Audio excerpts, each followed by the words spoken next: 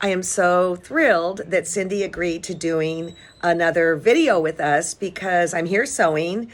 I'm working on not a little girl, but I was supposed to be a teenager and now it's turning into a young married. But anyways, I asked Cindy if she would be so kind is to talk more about fills because she has a really cool system. And well, let me just quit yakking and let me turn this around. All right. When I teach my design class and my feathers and backgrounds, I'm always talking about how important the fills are. And it's something that a lot of people go, but it's so much work, but it makes such a huge difference. So Alex asked if I could do a quick little lecture on some of my background fills, and I went, absolutely. So I pulled out some quick examples for you. I'm going to show you how you can use what you have at home, how to quickly fill simple things. And we're good. So it's going to be a little bit of a drawing session type thing. Okay, I'm going to snuggle up behind you. Sounds good. Okay, good. All right.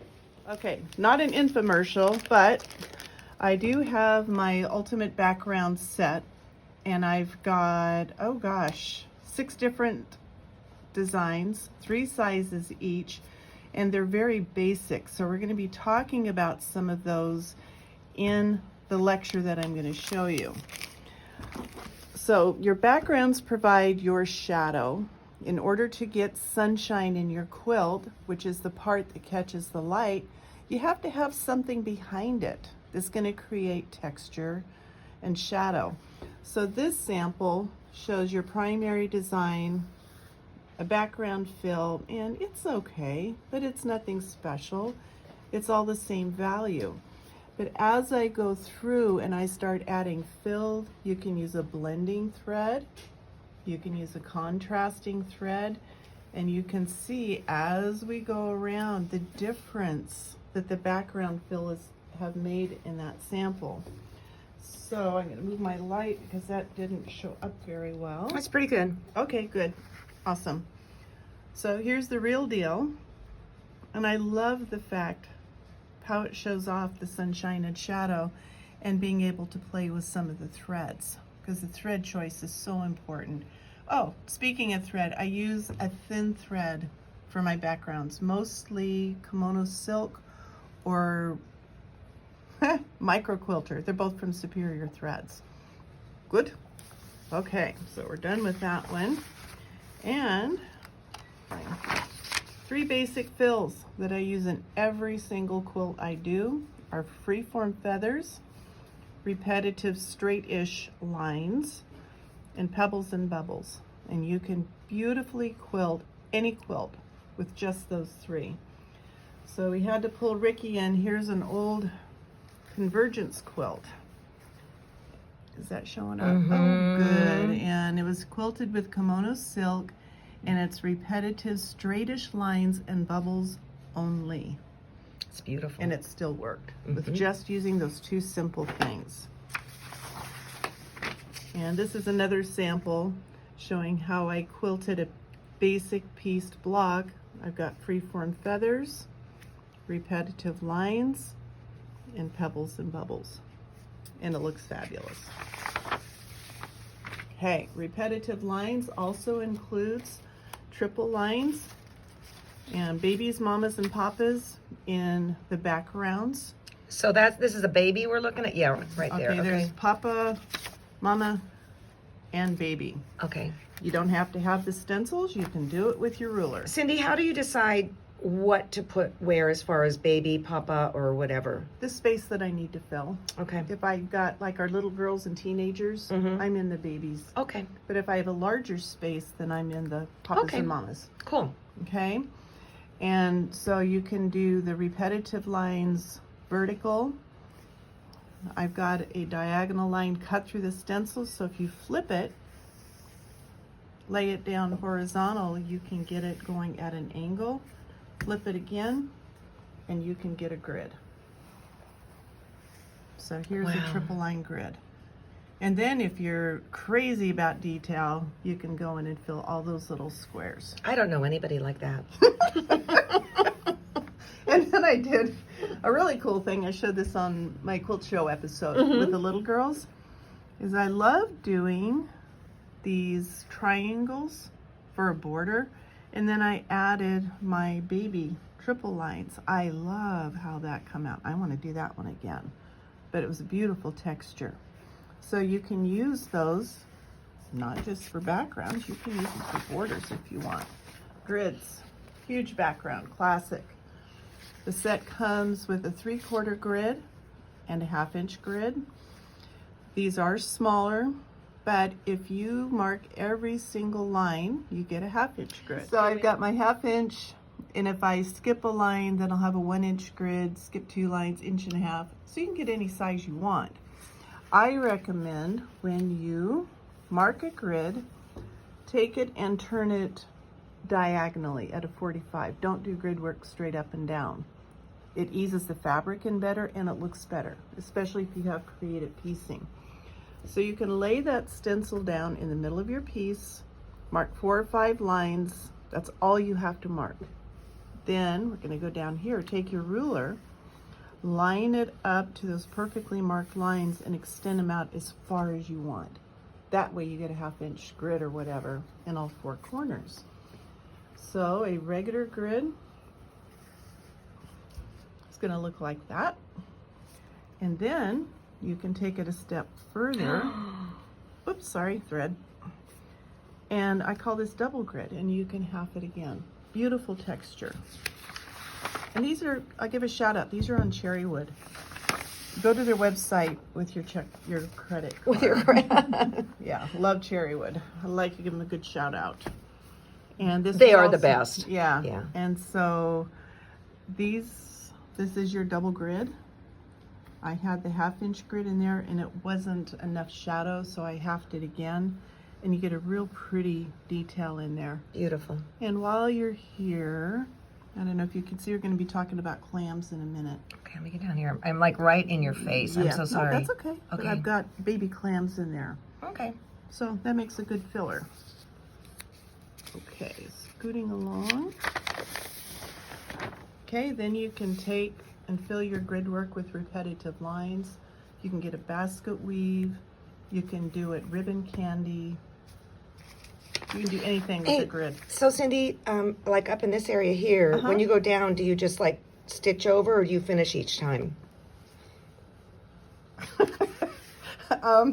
You mean when I'm coming here? Yeah. You stitch over. Why'd back you and- laugh at me? Because I tell people, if they ask me that in class, they say, well, if you annoy me, I'm going to tell you to stop and start every time. You asked, so I'm going to tell you. Perfect. So now you know. I haven't done it to anybody yet. but- Okay. Okay. Perfect. All right. Secrets of being a teacher. Be good in class. Okay, Cathedral Windows. Again, it's done with the grid. And I like the extra detail, so I stitch my grid first. I like that line. Then you can fill it. Let me bring my pointy finger up here. And I'll start in a corner. It's a 3-step waltz. It's 1, 2, 3, 1, 2, 3, blah, blah, blah. Then when you get to the bottom, you go hokey pokey, hokey pokey, hokey pokey. It's boring. So if you add a dance to it, it makes it more fun. And you can get a beautiful, I use this one a lot. It is beautiful. So my Oh my sample, goodness. Wow, everybody. again, this is on cherry wood. I'm also demonstrating different weights of thread. So I used a heavier silk for the blue. I think that was like a 30 weight. Then I went to a 50, then I went to 100. And this one is kind of a double sample. Wow. And so you can see that you can have empty windows and then you can start adding window treatments to it to add more detail. So it doesn't have to be fancy. And I don't know if you can get this where you're at.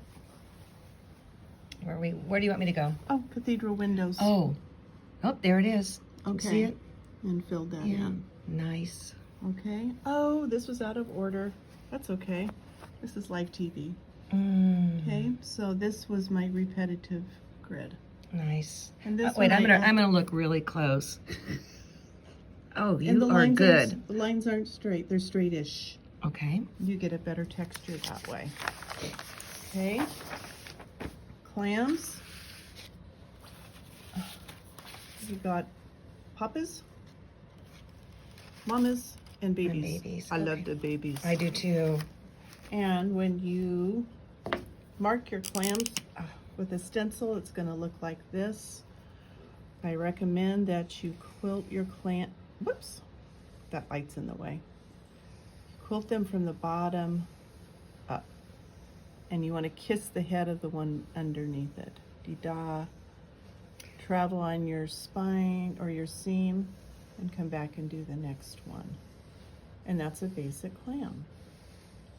Okay, so these are, let me get this out of the way.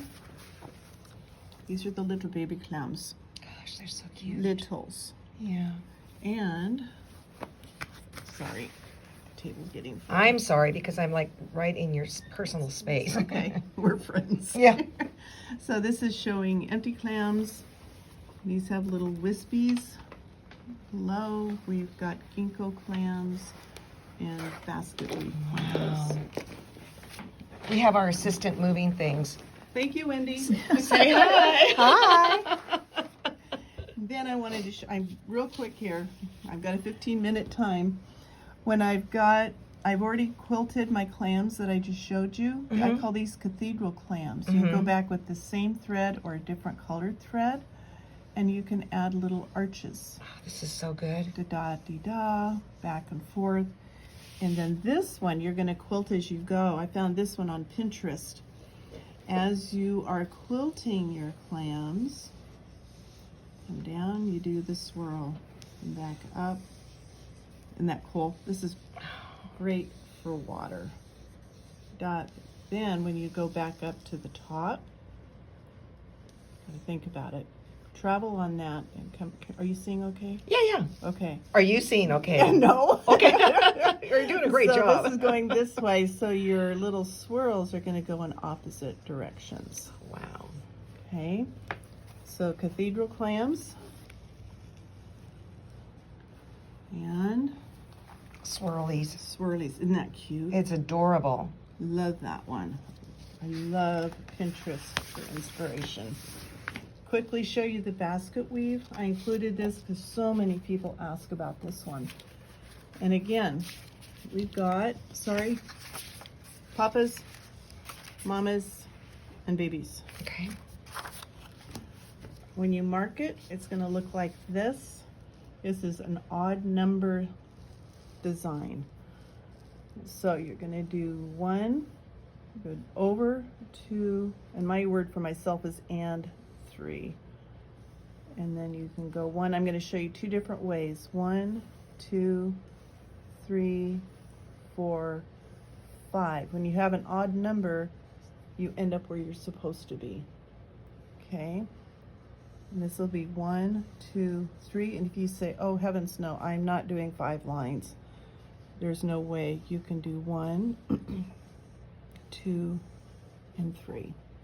So when you're done with your line, and I'm keeping this short and quick, you're going to travel down 2, 3, 2, and see this line seals that one. I love that you said earlier on, it's like you like the organic look. It does not have to look like it's a military salute. No. Yeah. And I have a lot of students say, oh my goodness, my lines aren't straight. And I go, it's a basket. Baskets are not perfect. That's and right. They're beautiful because of the texture. I wish I learned that lesson years ago. So is that showing up? Oh, good. Look at that. And we got this one, there's one on the diagonal and the other one is horizontal. Okay, and one more. Triangles and diamonds, and these aren't all the stencils in the set. I just pulled out quick, easy ones. The triangles and diamonds, again, papas, mamas, and babies. I love this one. You quilt every line, you're getting triangles. You can fill it with repetitive lines. You can fill it with cathedral windows. If we take out lines, we can get into diamonds, but we're not going to do that today. And this is my sample. Wow. Wow. No, it's good. It's good. So I used a heavy silk for the main lines, then I used kimono silk for the other fillers. And I used repetitive lines, cathedral windows, scribbling, so it's not complicated. Okay. I love how you break this stuff down. Thank you. Mhm. Divide and conquer. Mm-hmm. Okay, and just a couple of quickies. The modern quilt block was donated. I like to show that the backgrounds were used as, not as a background, but more of a texture. Love this one. And this was from a friend who donated a whole bunch of blocks to me. Just saying. I get good class samples out of them. Join them together, and then I'm showing a sampler of a lot of the different backgrounds. Wow. Kind of on a modern technique. Now, you do retreats. You do summer here, right where we're at right now, which is fabulous, especially with the food cart across the street and the bar, or not the bar, the brewery. The brewery. Yeah, and then you do retreats in McLeod. Yes. How does somebody know what to do if they like? Yeah, I want to do this. They go on my website. Okay. Everything's on my website, so it's all there. And it would probably be called what? My Time Quilting Retreat. Oh, I was going to say it's cindyneedham.com. Oh, No? I'm sorry. You're talking about the retreats. Yes, Well, CindyNeedham.com. Does that take you everywhere? Yes, Okay. everything. Takes Okay. you to the tools, the stencils, the retreats. Awesome. Everything. Yeah. And your beautiful, beautiful work. Thank you. And you guys, if you've not yet watched her latest show, was it in January or February? January. January. You need to watch it. And this is just like more, it's deeper information than what was presented in that time frame, Yes. right? Yeah, yeah, yeah. Mhm. Well, I'm going to go back and work on my young married piece. Cool. Okay. All right. Thank you, Thanks. Alex.